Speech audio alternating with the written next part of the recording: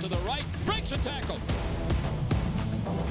They blitz it. Prescott throws it down the right side for Lamb. Caught it!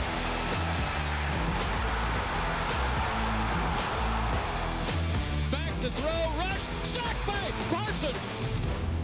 Belt-tie snap. Prescott with plenty of time. Locks it in zone. Jake Ferguson.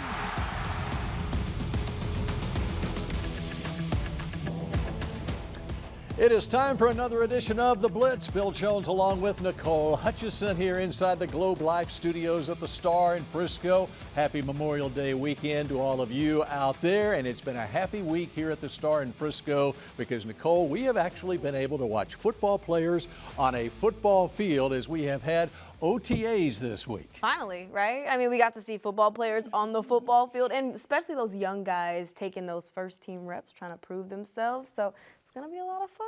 Yeah, and a lot of fun over the course of the next half hour as we tell you a little bit about what we saw on the football field this week. And by the way, right off the top, how about a happy birthday to Micah Parsons, 25 years old on May 26th. And that's where we start this edition of The Blitz. Let's hear Mike McCarthy talking about Micah. Yes, he has been around the building, even though he hasn't been at OTAs this week.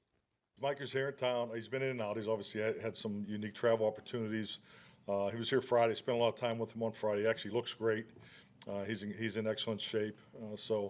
I know what he's been doing, where he's been doing it, and so forth. So he's obviously, I mean, hell, he's went all the way to Tokyo to work out. So he's definitely getting ready physically. But he's been having one-on-one meetings. As far as within the structure of our operation here in the off-season program. So, he hasn't missed anything as far as what's been installed. And we bring in Nick Harris of DallasCowboys.com to get his expert opinion on what's going on out here. Not only Micah not at OTAs, but also CeeDee Lamb has been MIA during OTAs. Yeah, two very big players, big names, obviously not here this week. Granted, these workouts are voluntary, so do they have to show up per the CBA? No, but with a new defensive system being installed with Mike Zimmer, yes, it might help Micah Parsons being in the building, especially given that you can make the strong argument he's the most important player on this defense. But him not being in the building, apparently it's been communicated really well from Parsons and his team with the coaching staff about what he's been up to this offseason, where he's going to be this week. The expectation is that he's going to be here on Tuesday of next week to participate in the team's media days, and then that final week of OTAs leading into minicamp. So not a huge deal with Micah Parsons. Now, on the other hand, CeeDee Lamb, holding out from his contract apparently is what the idea is around him not being here for OTAs. You look at the wide receiver market. You have Justin Jefferson awaiting a deal. Brandon Ayuk, T. Higgins, Stephon Diggs potentially could be working a contract extension with the Texans. So CeeDee Lamb may be looking for a couple of leaves to fall before he gets really aggressive about trying to get his contract number. But nevertheless, he's probably not going to be here until that does happen. How much of an impact does this have on maybe the younger guys who are, starting to finally get some playing time? Obviously, it doesn't really mean much now, but they're getting to show themselves and prove themselves. Yeah, it'll definitely help for certain guys. So you could look at Marshawn Nealon, for example, him coming in the second round in this rookie class. He was able to take a lot of first-team reps over the course of the last couple of days in the absence of Micah Parsons. You look at the receiver position, and you could see Jalen Tolbert being able to take more reps and really starting to come into his own. He's wearing that number 1. He's kind of got an aura around him. He's got the clear visor. He looks really confident, but him able to take those extra snaps in place of CeeDee Lamb, that's huge for the confidence in these guys. Whenever they can take those reps with Dak Prescott or next to DeMarcus Lawrence, it's only going to help whenever they have to do that during the season if Micah has to come off the field or anything of the sort. But you look at the rookie class as a whole, them coming into this building, it's hard to find anybody who has had one negative thing to say about this rookie class. They've come in with a blue-collar mindset, they're hardworking, and they're looking to earn their spot. What has stood out to you as far as when you go out and you watch practice this past week? What is it that's sticking out to you? Yeah, it's the communication between everybody. It's really interesting because you look on the defensive side of the ball, they're installing a new system under Mike Zimmer. Yet there's still a lot of communication. There's still a lot of developing as far as installing that stuff and trying to get it right for what this new defensive front could look like for Mike Zimmer. And then on the offensive side of the ball, you can make the case that Dak Prescott has probably had the noisiest offseason just with everything that's been around him, yet he's still the same calm and composed number 4 that we've gotten used to over the course of the last few years. And he's still communicating with the young guys on the offense, spending time with guys like Jalen Tolbert and Tyler Smith just to make sure everybody's comfortable around him. He's still doing what he needs to do to be a leader. I think those were the things that really stood out to me despite all of the noise that's been around this team this offseason. And Dak has been good dealing with all the noise throughout his career. Nick Harris, we appreciate it. And up next here on the Blitz, how about we turn our attention to a veteran newcomer on this Cowboys team trying to shore up that run defense, Eric Kendricks. The Dallas Cowboys Blitz, presented by Blockchain.com, is brought to you by AT&T, an official sponsor of the Dallas Cowboys, and by Blockchain.com. Make your crypto play today.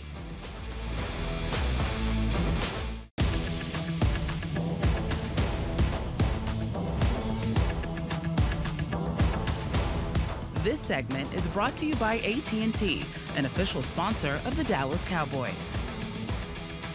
The Blitz continues now. Bill Jones along with Nicole Hutchison. You know, one of the most interesting position groups that we are monitoring out here during OTAs is the linebacker group, and just a difference in philosophy a little bit between Dan Quinn, the former defensive coordinator, and Mike Zimmer. Yeah, I mean, obviously Zimmer has established that he wants to use 3 linebackers. That'll be Eric Kendricks, the Mike linebacker. Strong side will be Damone Clark, and then DeMarvion Overshown will be the weak side linebacker. I think it'll be really fun to see those guys work together. And, of course, Eric Kendricks goes way back with Mike Zimmer, second-round draft pick of the Minnesota Vikings back in 2015. And Eric this week was talking about the physicality that he hopes to bring to this Dallas defense.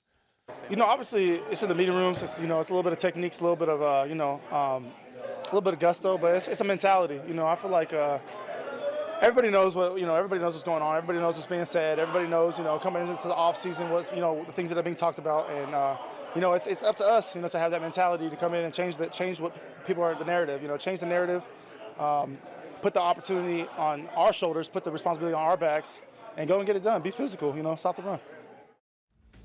Changing the narrative, and that narrative needs to be changed after what we saw against the Packers and late in the season as far as the run defense is concerned. But I think this is a big get for Mike Zimmer to have a guy who's very familiar with his system. For sure, and Zimmer has said that many of times it would be a whole lot different if, you know, he did not have a guy like Eric Kendricks that has been under his system. And when you talk about a guy like that, he brings so much experience, but he's one of the most instinctual linebackers, I believe, still in this game. I mean, you go back to his time in Minnesota, he was so good at reading his run keys. But when you talk about what happened last year, I feel like Damone Clark, and this is no jab at him, he's still really young in this game. I feel like he's still learning, and he kind of struggled with offensive linemen getting to the second level, right? And so I think that that's something that obviously Eric Kendricks brings to the table, and I think it'll really help and pay off with those guys. Even though Kendricks isn't as big in physical stature as like a Leighton Vander Esch, I think it's a great point, his ability to read and react. And you go back in the history of Mike Zimmer's defenses, going back to the Dat Wins from 20 years ago, and such a great tackling linebacker, and wasn't the biggest guy on the football field by any means. Now, here's a guy who's a bigger guy this year than he was last year, and that's the third-round draft pick from last year, DeMarvion Overshown, who, of course, suffered the ACL injury in preseason last year. He's looking good out here. Let's hear from DeMarvion. I like Zim because not only do he coach us and teach us, but he actually teaches football, and like you feel it and you get a good grasp of everything going on with the defense. And when you know what the safeties and what the D-line doing in front of you, then it's easy to click with everybody. So I tell people all the time, like I'm excited to play for him. I've seen who he's coached, the defenses he's been a part of, and they all have been special. So, you know, when you get to play for a guy like this, you want to take everything that he say and, you know, write it down, make a mental note of it, because he's not telling you anything that's not going to make you a great player in this league. I just love DeMarvion Overshown. He was a great fit in Dan Quinn's defense, and he's a great fit in Mike Zimmer's defense, too. And by the way, he says he's put on 12 to 13 pounds, and he looks the part. Yeah, and I almost wonder if that was something that, he insisted on doing this offseason, or maybe it was just the coaching staff that said they wanted to be obviously a little bigger at that linebacker position. But, man, I'm so excited to see what DeMarvion is going to bring. And he knows that he's hungry. He said it so many times. He's ready to get back on this field. He actually said word for word, the glimpses y'all got last year, expect 10 times of that this year. So I'm excited for this guy. Yeah, it's going to be fun to watch his development in his second year coming back from that knee surgery a year ago. All right, coming up next here on the Blitz, Nicole had an opportunity to sit down with a key wide receiver, Jalen Tolbert, when we come back. This segment was brought to you by AT&T, an official sponsor of the Dallas Cowboys.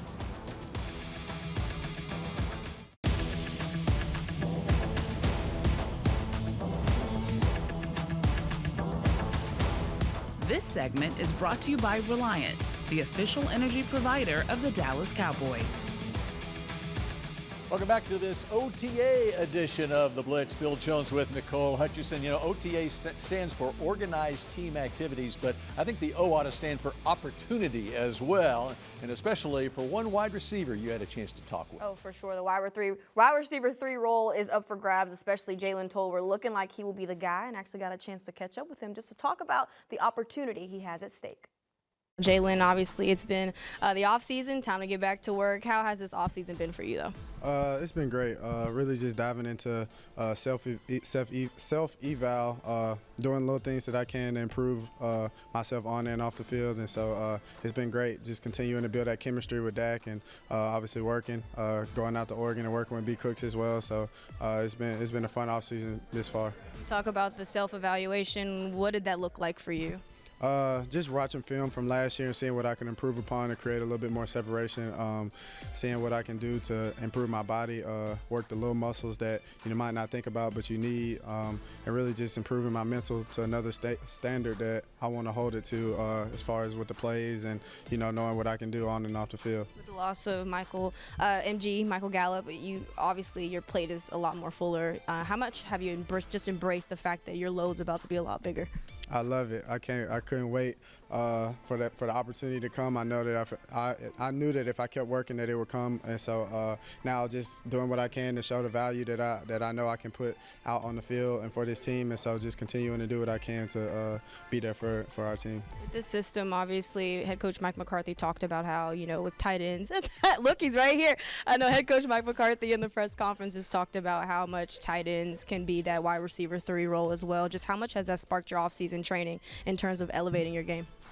Just shaping my body to be able to be down there and, do some of the work that the tight ends may do. And then obviously, like I said, using my speed aspect inside of the box where tight ends usually are to create matchup problems is something that we talked about as well, doing a little cross training. So it's been cool to be able to play all over the field and play wherever, I'm asked to play at. Versatility, has that been something that you've kind of embraced and really honed in on this offseason? Yeah, last year I did a good job of embracing it. And then this year I think I kind of want to just continue to improve upon it and just continue to grow at each and every spot because you may be better at one spot than you are the other, and so I want to kind of balance those spots out and where it's not a drop off, or it might be a little drop off here, but I want to build those up to where you don't really know, I can go anywhere and do whatever wherever I'm at, and so that's the goal for myself. How much more different do you feel now that you've gotten a year under your belt with Mike McCarthy calling the plays and with that trust just kind of continuing to grow with you and Dak? Yeah, my confidence is growing every day. It's through the roof right now. So just really taking it day by day, just trying to, I feel like, I mean, a lot of people always say this, but it's me versus me. And so just continuing to improve myself each and every way that I can. And so I think that, this offseason, that's been a big goal of mine, is not focusing on everything around me, but just focusing on myself and getting bigger, faster, stronger. Jalen Tolbert also talked about how much he lost so much confidence his rookie season, battled a hamstring injury, trying to just play catch up. Now he's just playing football and feels so much better. So he's got a lot at stake, but I think he's ready for it. And I think the head coach likes him a lot too, as evidenced by the fact he's eavesdropping on the interviews that he's doing as well. All right, when we come back here on the Blitz, guy I can't wait to see on the practice field, one of the new quarterbacks on this team. Our first chance to take a good look at Trey Lance when we come back. This segment was brought to you by Reliant, the official energy provider of the Dallas Cowboys.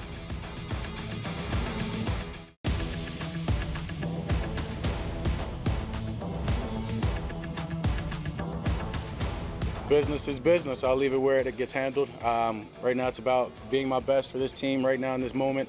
OTAs helping these guys out and just focused on that. And I know my business will take care of itself, and so been in it before, experienced, and just controlling what I can right now. Everybody wants to talk about Dak's contract. That is everybody but Dak. He doesn't want to talk about his contract. He is cordial in talking with the media about it, but going into a contract year. And I believe what Nick Harris said earlier in the show. Dak's been great about eliminating the white noise and concentrating on what he has to concentrate on. I think, and you have to. I mean, especially going into this year, just do what you did last year, right? I mean, and you look at the fact that he has all the leverage, just like he did in his last contract negotiations. I think he's against the cap. He would count against for $55.4 million. If he does not re-sign with the Cowboys, he will count against the cap for $40.14 million. So, I mean, I think he knows that he has the leverage. All he's got to do is just go out there and play ball. You know, and one of the things about the Cowboys, I think they're well stocked at the quarterback position by virtue of the trade they made right before the season started last year with Trey Lance coming here. Of course, the Cowboys gave up a 4th-round draft pick. Wonder what Dak thinks of Trey Lance. Let's hear from him. I'm excited for where he is now, from the time that he came in. First and foremost, I think this position is 80% confidence, and don't obviously understanding his last situation, but for him to come in here, come in open arms, be such a great teammate, be accepted by all these teammates, and just really want to help this team. I think for once changed his mindset, and he's just come in really with that mindset of working and how can I get better, and asking me questions, Coop questions, coaches questions. He's calling young guys. He works his ass off. He's pushing me. I can tell you that. I'm somebody, I don't like to let other people get more reps than me or not. And Trey's the person I've got to watch because he's trying to get up there on the rep count. And so that's a testament to him and how much he's putting into this. And I've seen it, and he's gotten better. And, he can play. Now, I get the impression that Dak can kind of be a sort of a big brother to Trey Lance. We got to keep in mind, even though Trey Lance has now been in the league for a couple of years, he just turned 24 years old earlier this month. He is younger than some of the rookie quarterbacks that were drafted in the 1st round this year. And I think that's something that so many people forget. He's 24 years old. He has so much more in him. But Scott Tolzien actually mentioned the fact that he's just so coachable. And some of the things that they did with the 49ers just obviously don't correlate here. So it's been just a little bit of a development process with him. But he's learning, and Dak Prescott, that's credit to him as well. He's been very helpful with his process as well. So.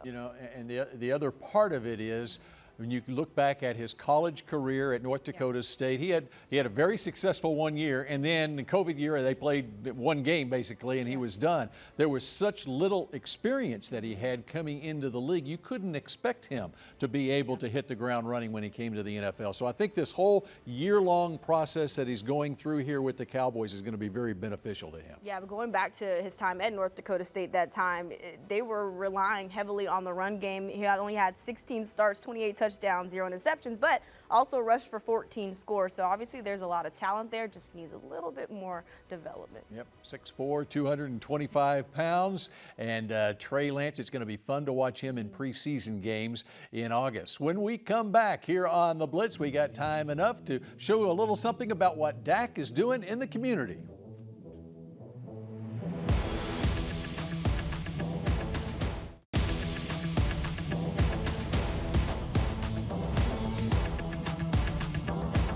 The Dallas Cowboys Blitz, presented by Blockchain.com, was brought to you by AT&T, an official sponsor of the Dallas Cowboys, and by Blockchain.com. Make your crypto play today. Dak Prescott and Troy Aikman were a part of the 34th annual Night to Remember Gala benefiting the Children's Cancer Fund last month. And this past week, Dak awarded $2.1 million to Children's Health, part of the Children's Cancer Fund. What a deal. What a deal. I mean, you've got to love stuff like that. This is the perfect example of being able to use your platform for something good. And again, we talk about this all the time. The Cowboys do such a good job of making sure that their players are involved in the community. And of course, it hits close to home with Dak losing his mom to cancer, and he's been a part of it. Troy Aikman's been a part of it throughout his career, and going back, Roger Staubach as well. It's sort of been a quarterback thing over the 34 years of the Children's Cancer Fund. By the way, if you've missed any programming here on DallasCowboys.com and Cowboys TV, check out the Cowboys Now Connected TV app.